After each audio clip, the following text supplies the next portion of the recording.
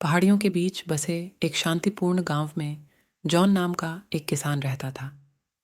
वह अपनी बुद्धिमत्ता और चतुराई के लिए पूरे गांव में जाना जाता था। जॉन का खेत फसलों का एक हरा भरा स्वर्ग था और उसके जानवरों की हमेशा अच्छी देखभाल की जाती थी। एक बार गर्मियों में गांव में भयंकर सूखा पड़ा। ग्रामीण चिंतित थे क्योंकि उनकी फसलें सूख गईं और उनके पशुओं को नुकसान होने लगा। आसन्न संकट से अवगत जॉन को एक विचार आया।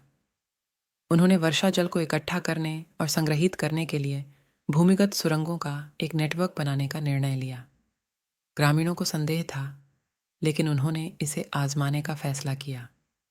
जॉन ने अपने बेटों की मदद से अथक परिश्रम किया, धरती में गहरी सुरंगें खोदी और उन्हें एक विशाल भूमिगत जलाशय से जोड़ा।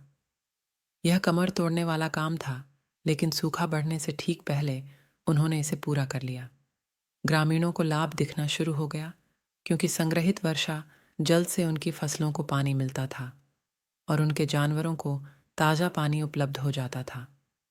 जैसे जैसे गांव फलता फूलता गया, जबकि अन्य लोग पीड़ित होते गए, कुछ लोगों के दिलों में ईर्ष्या बढ़ती गई।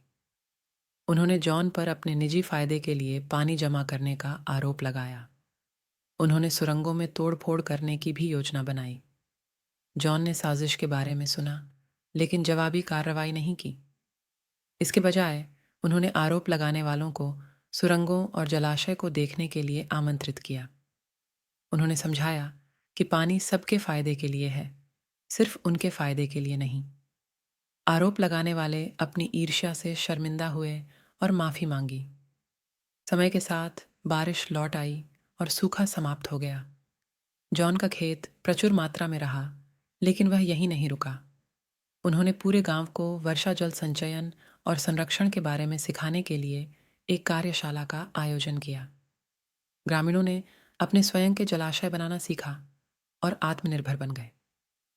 गांव केवल एक व्यक्ति की बुद्धिमत्ता से नहीं, बल्कि उसके द्वारा प्रदर्शित ज्ञान और उदारता से फला फूला। जॉन के कार्यों ने सभी को ज्ञान और संसाधनों को साझा करने का महत्व सिखाया और यह कि दूसरों की मदद करना ही सच्ची समृद्धि